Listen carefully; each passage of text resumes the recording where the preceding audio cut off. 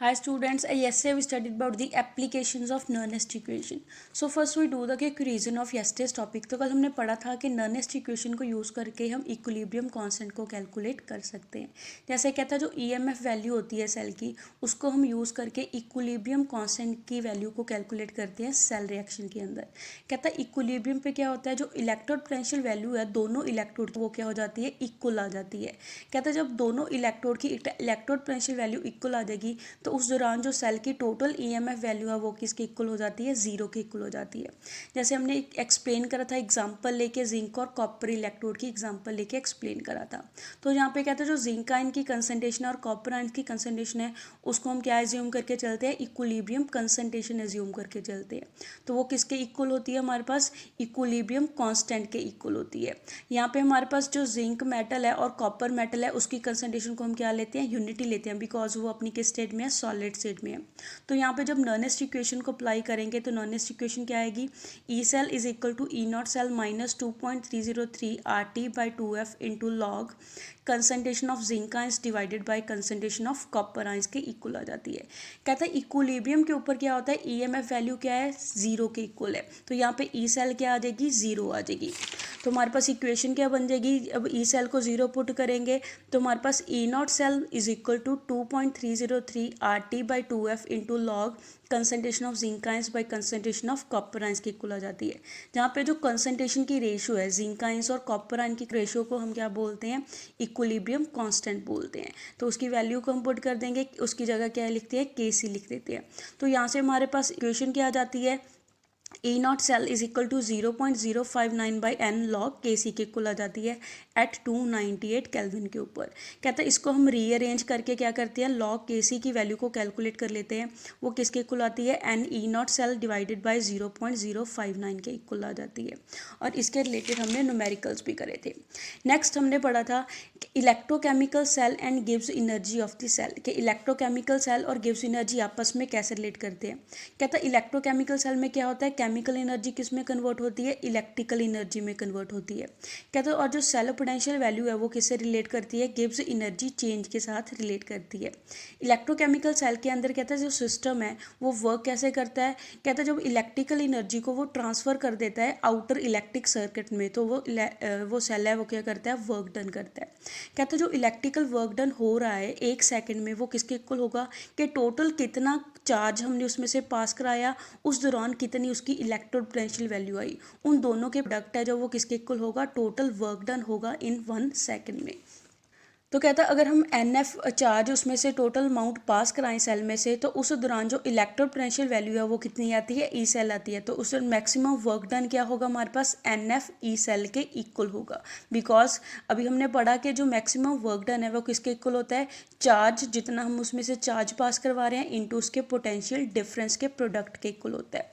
यहाँ पे F क्या है, फैराडेज कांस्टेंट है, और N क्या है कि कितने नंबर ऑफ मोल्स उस रिएक्शन में ट्रांसफर हो रहे हैं.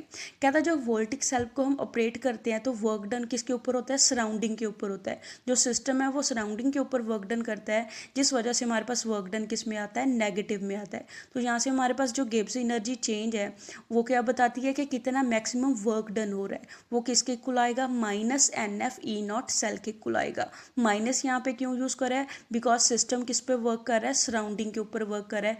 जब वो क्या करता है, करंट को पास कराता है आउटर सर्किट में होगी.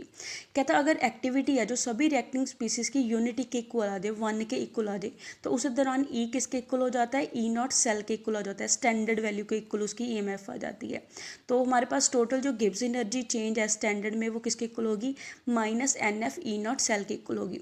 ऑल्सो कहता है जो गिब्स एनर्जी चेंज है उससे हम इक्विलिब्रियम कांस्टेंट को भी कैलकुलेट कर सकते हैं, वो किसके इक्वल होगी, -RT log K के इक्वल होगी. और जो गिब्स एनर्जी चेंज है वो हमें क्या बताती है कि सेल रिएक्शन की फिजिबिलिटी है या नहीं है.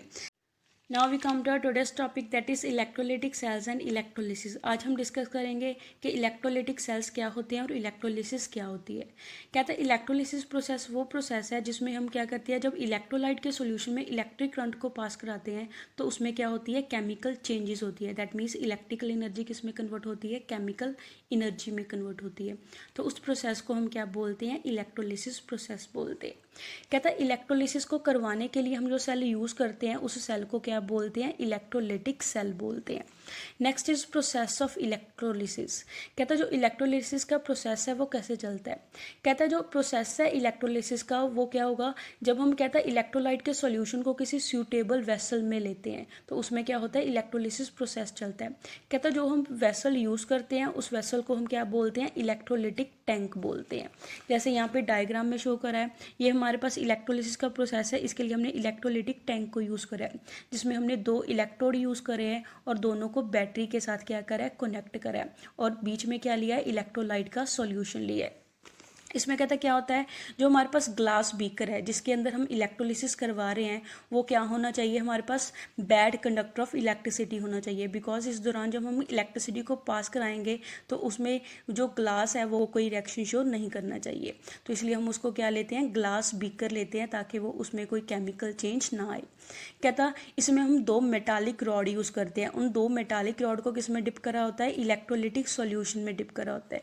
कहता जो मेटालिक रॉड्स हैं उसमें से क्या होता है, करंट पास होता है, इस वजह से हम उनको क्या बोलते हैं, इलेक्ट्रोड्स बोलते हैं। कहता जो इलेक्ट्रोड है जिसको हमने नेगेटिव टर्मिनल के साथ कनेक्ट करा है बैटरी के, उसको हम क्या बोलते हैं, कैथोड बोलते हैं, और जिस इलेक्ट्रोड को हमने पॉजिटिव टर्मिनल बैटरी के साथ कनेक्ट करा है उसको हम क्या बोलते हैं, एनोड बोलते हैं।